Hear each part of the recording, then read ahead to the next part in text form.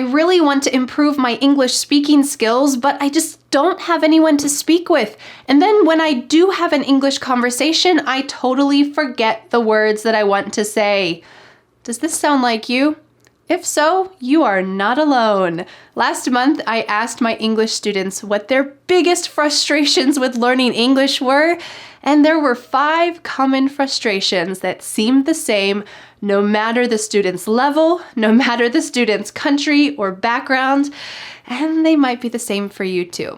Hi, I'm Vanessa from SpeakEnglishWithVanessa.com, and today I want to help you with the top 5 English learning frustrations and how to fix them, because you don't want to be stuck in your frustrations for long. You'll lose your motivation. You'll stop learning English. You might never get that promotion to an English speaking job or travel easily around the world. I want you to reach your English goals. So let's tackle these top 5 English frustrations and fix them once and for all. And like always, I've created a free PDF worksheet for you to download with all of today's top frustrations, how to fix them, and some important links so that you can watch other videos and have other resources that will help you to solve that frustration for yourself. You can click on the link in the description to download that free PDF worksheet today. Let's get started with English frustration number 1. English frustration number 1 is this: I can't remember the words I want to say when I speak.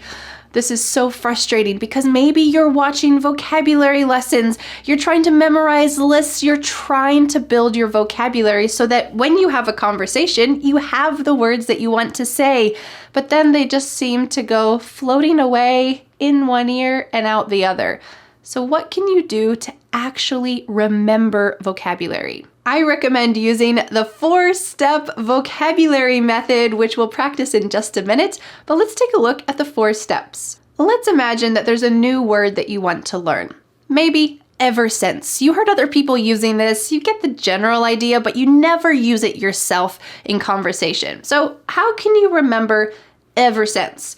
Step number 1. You need to look it up in a dictionary. I highly recommend the online dictionary Youglish because it involves clips from around the internet and you can hear people using this in real sentences, not just textbook sentences.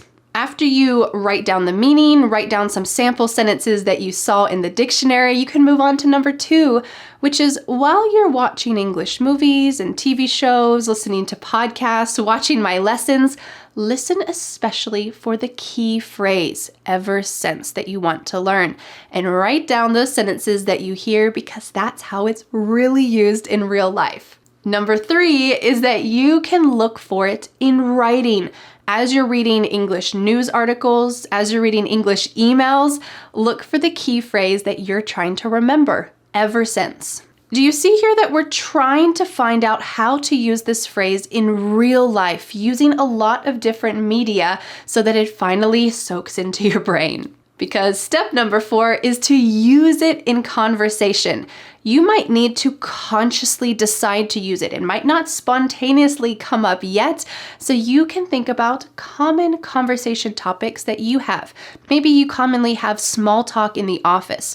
Well, you can integrate the word ever since into a common phrase that you might say. When someone asks, "Hey, how was your weekend?"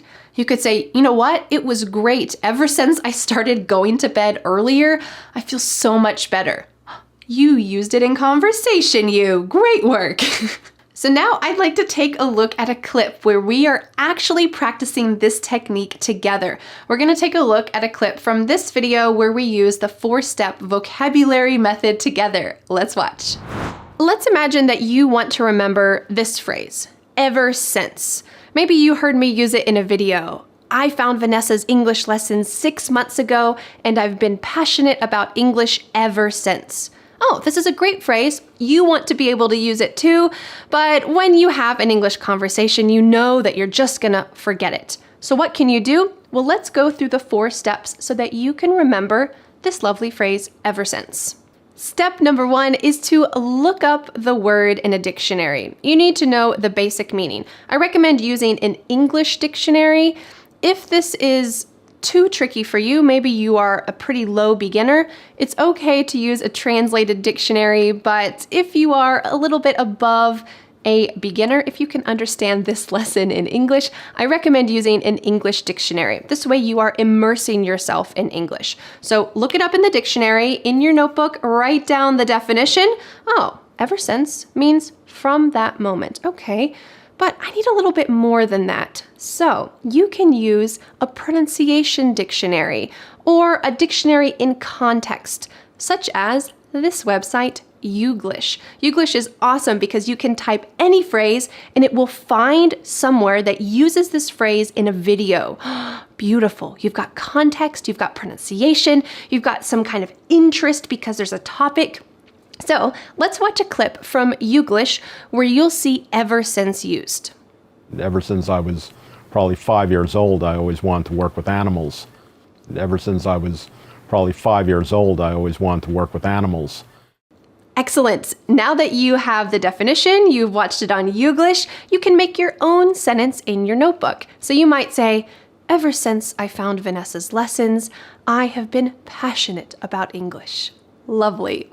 Let's go on to step number 2, which is to listen for that phrase in movies, TV shows, or songs. These common phrases come up all the time, so when you can hear them, you'll get more context for how to use them and you won't forget them. Let's take a look at a quick clip from a movie called Ernest Saves Christmas, where you'll hear the phrase ever since. Let's watch. Christmas is just about my favorite time. Ever since I was a little kid, I always felt like it was my own personal holiday. Christmas is just about my favorite time. Ever since I was a little kid, I always felt like it was my own personal holiday. You heard him say, ever since I was a little kid, I felt like Christmas was my own personal holiday. Ever since I was a little kid. So at that moment, from that moment, he has always felt like Christmas was his own personal holiday, basically for his whole life. Let's take a look at this in a song. Unfortunately, I can't play this song for you because YouTube will have some problems with my video. But in this Harry Styles song, he says, I've been praying ever since New York.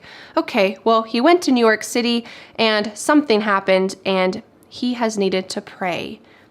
From that moment, from that trip, until now. Ever since New York, I've been praying. I've been praying ever since New York. Great, you've got more input by finding it, listening for it in media. Let's go on to step number 3. Step number 3 is to look for this phrase in a book. Are you noticing a theme here? The more input you have, the easier it will be to remember this phrase. So let's take a look at a quote from a book that uses ever since. I'm going to read this phrase for you here. Author Rupi Kapoor says, I felt like you threw me so far from myself. I've been trying to find my way back ever since. So he was in a relationship that really made him feel unsteady. And when that relationship ended, he's been trying to find himself again. So he says, I've been trying to find my way back to myself ever since. So since that person threw him, so far it's a little poetic here, he's been trying to find his way back ever since, from that moment. Beautiful. All right, and step number 4 is to use it in a conversation. When you have been focusing on the phrase ever since, in books, in movies, in TV shows, in Youglish, in the dictionary, writing those sentences down, it is in your mind. It is stuck in your mind. So you can consciously, this means you make the decision to use this phrase the next time you have a conversation. So you might say, I started watching cartoons in English when I was a child, and I've been excited about English ever since. If someone asks you, oh, your English is pretty good. How did you get started learning English? You could use this phrase. Oh, well, I've been watching cartoons since I was a kid, and I've been excited about English ever since, from the moment I was a child until now. And it's continuing into the future ever since. Success. You have used this phrase in a conversation. All right, let's go on to common English frustration number 2, which is, I want to speak, but I don't have anyone to speak with. Well, good on you wanting to speak in English. You know that it's important, but how can you really find someone to speak with? Well, the solution is You can learn English and speak in English right now from home. Yep, it's true. In 2022, the YouTube English lessons that you loved the most were part of a speaking series where you got the chance to practice speaking with me. This is a great low-stress way to practice speaking so that when you get the chance to speak with someone in the real world, you will be ready. So, what we're gonna do, you're gonna see a sample conversation with my husband Dan and I where we're talking about a topic, and then you will get the chance to answer the same questions and practice speaking with me. We'll do this for 2 different conversation topics, and I challenge you to listen to the sample conversation and then to also practice speaking out loud. The great thing about a video is that you can always pause and review and watch it as many times as you need to. Let's watch. Hey Dan, how's your week going? Oh, it's going great. I just got back from a week at the beach. Oh, where'd you go? We went to Pawleys Island. My family's been going there for years. Oh, what do you like to do at the beach? Just hang out at the beach mostly. We play in the sand, build sandcastles, read books. I love it. Oh, do you do that every year? Yeah, we try to go over there every summer, and sometimes for a holiday too. Oh, well, welcome back. Hey, how's your week going? Oh, great. Where'd you go? Oh, what do you like to do at the beach?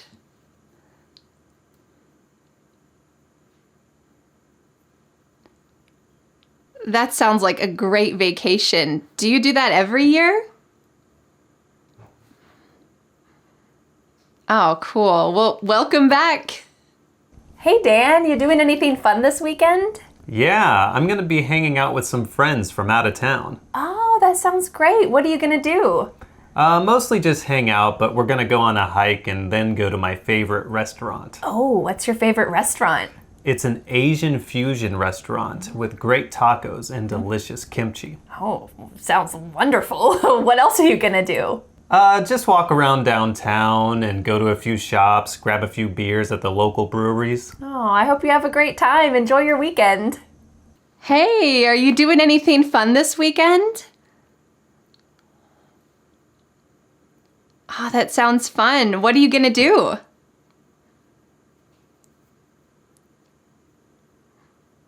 Cool. Where's your favorite place to go? Well, that sounds fun. What else are you gonna do?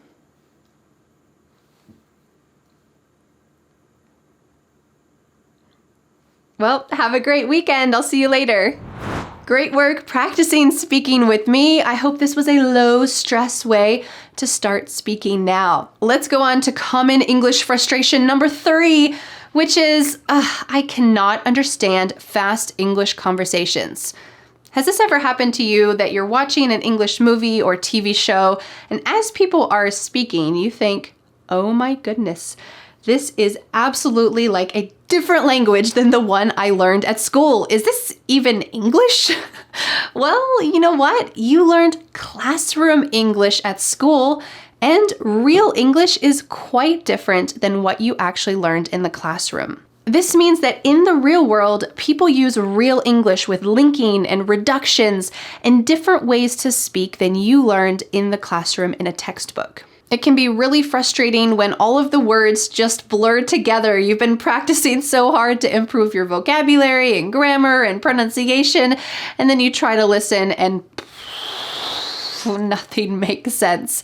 So what's a solution? How can you understand fast English conversations? I recommend using the conversation breakdown method, where you will analyze real English conversations and break down what makes them so fast so that you can understand them and use that type of natural speaking yourself. Let's take a look at a clip where my husband Dan and I tried different desserts. You'll see a short clip of us speaking, and then we'll use the conversation breakdown method to break down some common fast speaking points in our conversation so that you can understand it better and also speak better yourself. Let's watch. All right, you want to try the peanut brittle? Sure. I'm gonna take this huge piece. Okay. All right, you want to try the peanut brittle? Sure. I'm gonna take this huge piece. Okay. You heard Dan say, I'm going to take this huge piece. But did it sound like that? Nope. He said, I'm going to take this huge piece. Let's break this down. At the beginning of the sentence, he uses a great contraction. I'm. This is I plus am. That makes I'm. And then he makes a reduction within another reduction. He says going to take, but he doesn't say going to. He says gonna, and then he reduces it even further. He cuts off the G and says unna. I'm gonna take this huge piece. I'm gonna take this huge piece. Sometimes when we're speaking really quickly, we reduce going to gonna. I'm gonna take this huge piece. But we might reduce it even more, cut off the G, and just say, I'm gonna take this huge piece. I'm gonna take this huge piece. Do you want to practice a sample sentence with me? Yes, let's do it. I'm going to visit my friend becomes I'm gonna visit my friend. Can you say that with me? Let's say it slowly first and then we'll speed it up, because if you're going to use unna, it needs to be in fast English. You can't say, I'm unna meet my friend. No, this needs to be a reduction in a fast sentence. So let's say it slowly and then we'll speed it up. I'm gonna visit my friend. I'm gonna visit my friend. Let's say it fast. I'm gonna visit my friend. I'm gonna visit my friend. I'm gonna visit my friend. Great work. All right, let's watch the original clip one more time. And I want to know, has your listening and pronunciation skills improved with just this one clip? Imagine when we do all of the other clips from this video. All right, let's watch. All right, you want to try the peanut brittle? Sure. I'm gonna take this huge piece. Okay. All right, you want to try the peanut brittle? Sure. I'm gonna take this huge piece. Okay. Great work. I hope you were able to understand this fast English conversation sentence and that you were able to improve your listening skills. Let's go on to common English learning frustration number 4. And that's this. I don't have time to study English. You know what? Our world now is a busy place. If you ask 10 people if they're busy, I bet 10 people will say yes. What about you? Are you a busy person? Probably so. So who really has time to improve their English skills? Well, the answer is no one. No one has time. You have to make time. Well, we're certainly not someone who has control of the universe and can stretch out time.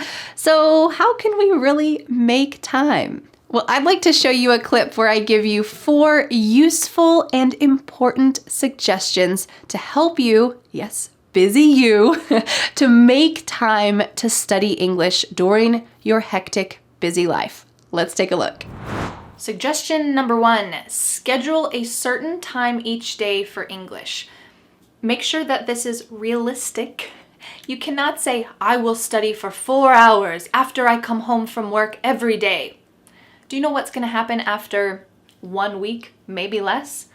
We call this burnout. You will burn out. That means you will become so exhausted and you will be annoyed at learning English. You won't want to do it anymore. So make sure that you set a realistic time. 15 minutes, 30 minutes. Set this time aside and make it the most important thing that you want to accomplish that day. For that 15 or 30 minutes, you can play a podcast in English while you are commuting to work.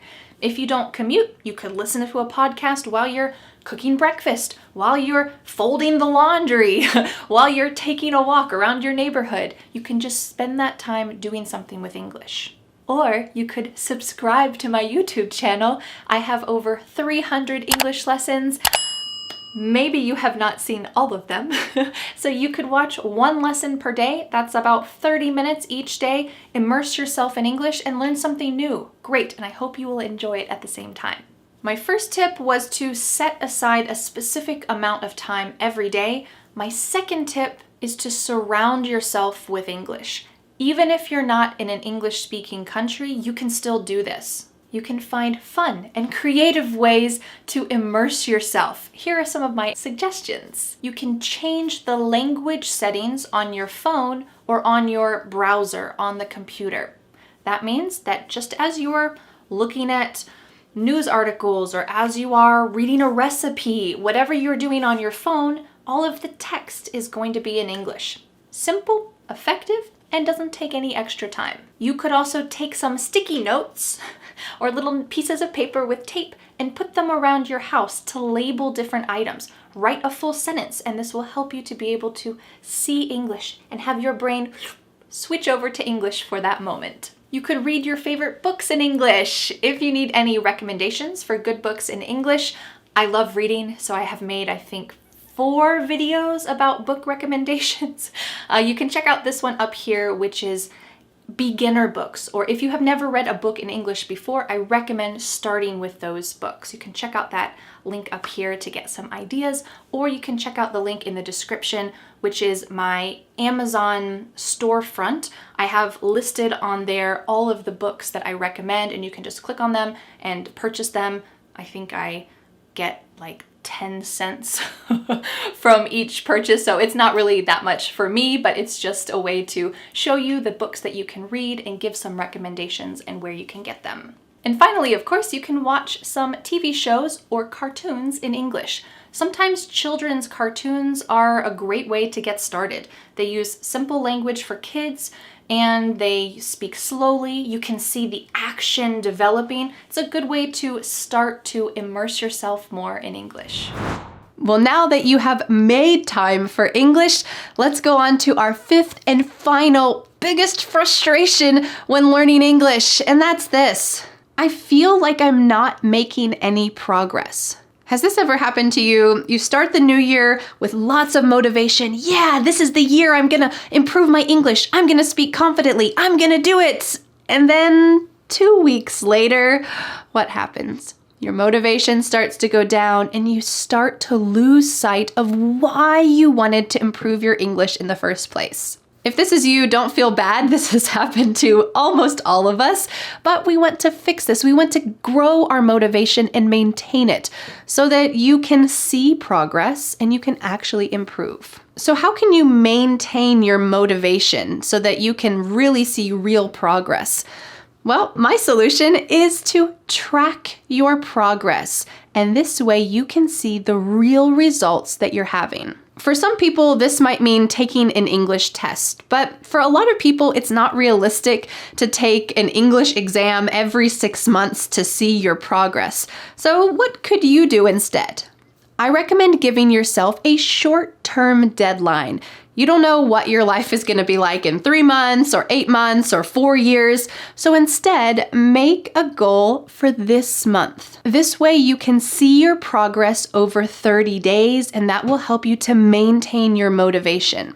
Well, congratulations. We have overcome the top 5 frustrations that you as an English learner might be feeling. I'm here to help you. I'm your teacher. Don't forget to download the free PDF worksheet for today's important lesson with all of the frustrations, solutions, links, and ideas to help you overcome them step by step. Well, thank you so much for learning English with me, and I'll see you again next Friday for a new lesson here on my YouTube channel. Bye. But wait, do you want more? I recommend watching this video next, where you will learn how to become a fluent English speaker in 2023. You'll learn my top 10 tips for finally achieving fluency and confidence in English. I can't wait to help you. I'll see you there.